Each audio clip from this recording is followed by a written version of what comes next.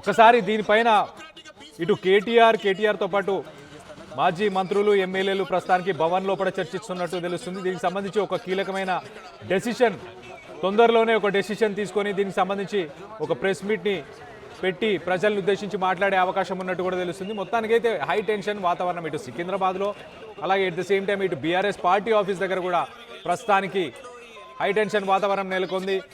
ఇటు దాసోజు శ్రవణ్ మనం చూడొచ్చు, ఎమ్మెల్సీ దాసోజు శ్రవణ్ కూడా ఇప్పుడు ఇటు మాజీ మంత్రి తలసాని శ్రీనివాస్ యాదవ్ని జాయిన్ అయ్యారు. ఇద్దరూ కలిసి పోలీసులతో ప్రస్తుతానికి చర్చిస్తున్నారు, డిస్కస్ చేస్తున్నారు.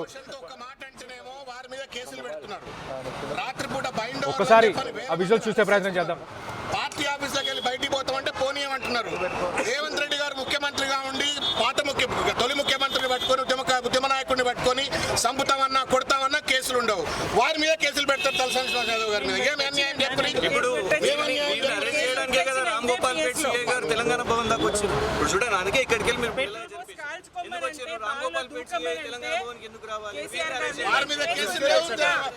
వారి మీద కేసులు పెడతారు, బీసీ నాయకుడి మీద కేసులు పెడతారు, రేవంత్ రెడ్డి గారి మీద కేసులు ఉండొద్దు. మేము సికింద్రాబాద్ కోసం కొట్లాడుతూనే మా మీద ఇంత అన్యాయం చేస్తారు. ఇది అన్యాయం ఏంది? ప్రజల ఆకాంక్షలు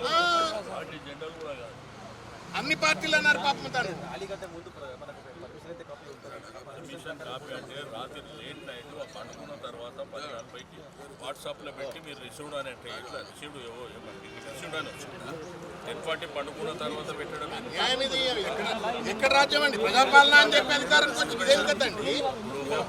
అక్కడ శాంతి ర్యాలీ పెట్టింది. దాంట్లో ఏంటంటే పొలిటికల్ పార్టీ ర్యాలీ కాదు, పెట్టుకోవడం ఆ సికింద్రాబాద్ అస్తిత్వం కోసం దానికి ఇన్ ప్రిన్సిపల్ యాక్సెప్ట్ రాత్రి 10:40కి వాట్సాప్. రైట్, శాంతి ర్యాలీకి సంబంధించి వాట్సాప్ మెసేజ్లు అర్ధరాత్రి పూట ఎలా పంపించారు అంటూ ప్రశ్నించే ప్రయత్నం చేశారు. ఇటు మధుసూదనాచారి మాట్లాడుతున్నారు. ఒకసారి దానికి సంబంధించి విజువల్స్ చూసే ప్రయత్నం చేద్దాం.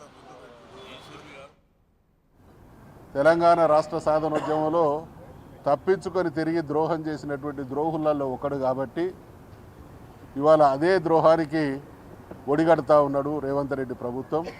సికింద్రాబాద్ విషయంలో మేము చిన్నప్పుడు ఎక్కడో తెలంగాణలోని మారుమూల గ్రామాల్లో పుట్టినటువంటి మాకు మొదటి నుండి హైదరాబాద్ లష్కర్. ఇవాళ సికింద్రాబాద్ అంటే గతంలో ఉండేటువంటి వాళ్ళందరికీ అంటే మనకంటే ముందున్నటువంటి తరాల వాళ్ళకు లష్కర్గా వందల సంవత్సరాలుగా తెలంగాణ జాతి జీవనంలో తనదైనటువంటి ముద్ర వేసినటువంటి ఒక నగరం సికింద్రాబాద్ లష్కర్. కాబట్టి ఇవాళ అంటే తెలంగాణకు సంబంధించినటువంటి అనేక విషయాలను మరుగుపరిచేటువంటి నామరూపాలు లేకుండా చేసేటువంటి ప్రయత్నం చేస్తున్నటువంటి క్రమంలో ఇటువంటి దుర్మార్గానికి ఒడిగడుతున్నారు. కాబట్టి ఖచ్చితంగా సికింద్రాబాద్ పరిరక్షణ కోసం మేమందరం తెలంగాణ ప్రజలు, ప్రత్యేకించి సికింద్రాబాద్ ప్రజలు ఖచ్చితంగా సాధించుకొని తీరుతారు. ఇవాళ చేసినటువంటి ఎవరిని అడిగి నిర్ణయాలు తీసుకుంటున్నారు? ఎక్కడైనా ప్రజాభిప్రాయాన్ని సేకరించినటువంటి సందర్భాలున్నాయా? ప్రజాభిప్రాయాన్ని సేకరించినవని కొన్ని విషయాల్లో చెప్తున్నటువంటి విషయాలను పబ్లిక్ డొమైన్లో పెడుతున్నారా? అంత అరాచకమైనటువంటి నిర్ణయాలు. కాబట్టి ఇవాళ ఈ నిర్ణయాన్ని మేము తీవ్రంగా ఖండిస్తూ ఉన్నాం. ఖచ్చితంగా ఇటువంటి నిర్ణయాలు రేవంత్ రెడ్డి ప్రభుత్వానికి కౌంట్ డౌన్కి ఇది నిదర్శనం. కేసీఆర్ లష్కరేతోని ప్రజలకి ఉన్న ఆ అనుబంధాన్ని ఇటు సీఎం రేవంత్ రెడ్డి మర్చిపోయాడు. ఇటు 3 ముక్కలు చేద్దాం అనుకుంటున్నారా? దీన్ని మల్కాజ్గిరి కార్పొరేషన్లో కలుపుదాం అనుకుంటున్నారా? దీనికి ప్రజా అభిప్రాయం తీసుకున్నారా? ప్రజా అభిప్రాయం తీసుకుంటే దానికి సంబంధించిన డీటెయిల్స్ ఎక్కడ పెట్టారు అంటూ ఆయన ప్రశ్నించే ప్రయత్నం చేశాడు. మొత్తం మీద ఇటు సికింద్రాబాద్ ప్రజల కోసం మేము ఖచ్చితంగా పోరాడతామంటూ ఇటు మధుసూదనాచారి అయితే చెప్పుకొచ్చారు. సో ఒకసారి సికింద్రాబాద్ ర్యాలీకి సంబంధించిన విజువల్స్ కూడా ఒకసారి చూసే ప్రయత్నం చేద్దాం. అక్కడ ఎలాంటి సిచ్యువేషన్ నెలకొంది అది కూడా ఒకసారి చూసే ప్రయత్నం చేద్దాం.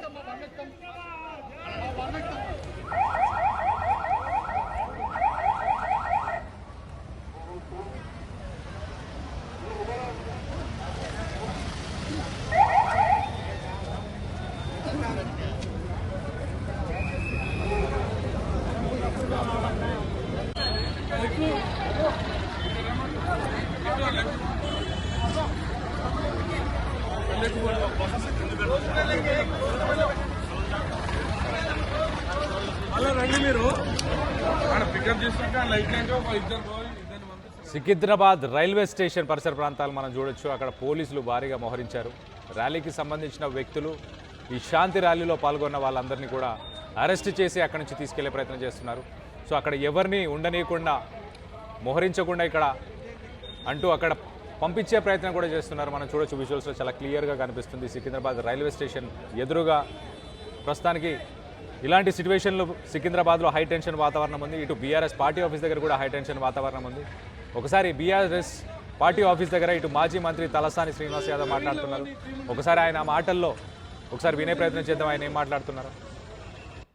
మేము ఒక శాంతియుతమైనటువంటి ర్యాలీలో పొలిటికల్ పార్టీ కాదు. నల్ల జెండాలు, కండువలు మెడలు వేసుకొని మా యొక్క సికింద్రాబాద్ హక్కులని కాపాడాలని, సికింద్రాబాద్ బచావో అని ముఖ్యమంత్రి గారు మొన్న మాట్లాడినప్పుడు నేను సికింద్రాబాద్ జోలికే పోలేదన్నాడు.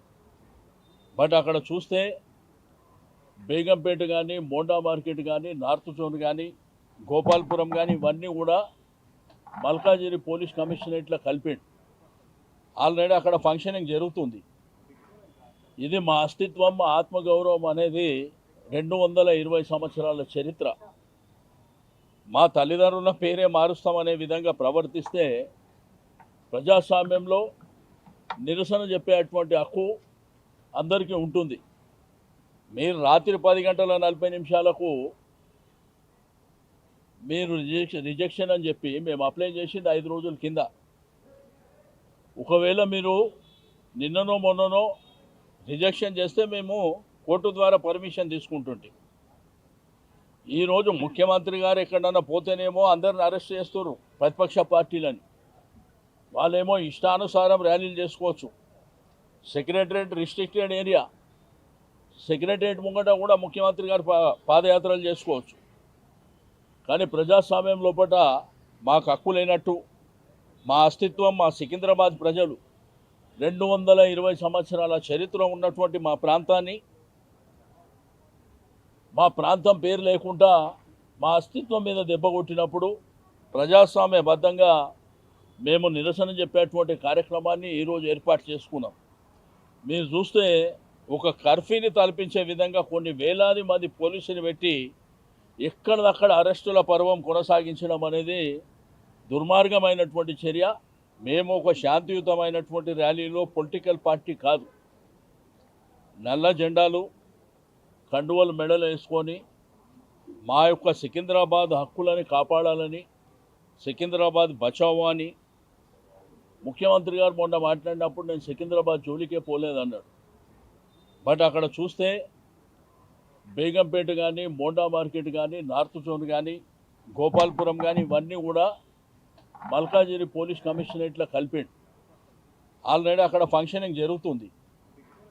ఇది మా అస్తిత్వం, మా ఆత్మగౌరవం అనేది 220 సంవత్సరాల చరిత్ర. మా తల్లిదండ్రుల పేరే మారుస్తామనే విధంగా ప్రవర్తిస్తే ప్రజాస్వామ్యంలో నిరసన చెప్పేటువంటి హక్కు అందరికీ ఉంటుంది. మీరు రాత్రి 10 గంటల 40 నిమిషాలకు మీరు రిజెక్షన్ అని చెప్పి మేము అప్లై చేసింది 5 రోజుల కింద. ఒకవేళ మీరు నిన్ననో మొన్ననో రిజెక్షన్ చేస్తే మేము కోర్టు ద్వారా పర్మిషన్ తీసుకుంటుంటే, ఈరోజు ముఖ్యమంత్రి గారు ఎక్కడన్నా పోతేనేమో అందరిని అరెస్ట్ చేస్తున్నారు ప్రతిపక్ష పార్టీలని. వాళ్ళేమో ఇష్టానుసారం ర్యాలీలు చేసుకోవచ్చు. సెక్రటరేట్ రిస్ట్రిక్టెడ్ ఏరియా, సెక్రటరేట్ ముంగట కూడా ముఖ్యమంత్రి గారు పాదయాత్రలు చేసుకోవచ్చు. కానీ ప్రజాస్వామ్యం లోపల మాకు హక్కు లేనట్టు, మా అస్తిత్వం, మా సికింద్రాబాద్ ప్రజలు 220 సంవత్సరాల చరిత్ర ఉన్నటువంటి మా ప్రాంతాన్ని, మా ప్రాంతం పేరు లేకుండా మా అస్తిత్వం మీద దెబ్బ కొట్టినప్పుడు ప్రజాస్వామ్యబద్ధంగా మేము నిరసన చెప్పేటువంటి కార్యక్రమాన్ని ఈరోజు ఏర్పాటు చేసుకున్నాం. మీరు చూస్తే ఒక కర్ఫ్యూని తలపించే విధంగా కొన్ని వేలాది మంది పోలీసులు పెట్టి ఎక్కడదక్కడ అరెస్టుల పర్వం కొనసాగించడం. అసలైన తొలి వెలుగు. ఫాలో వాట్సాప్ @తొలి వెలుగు official.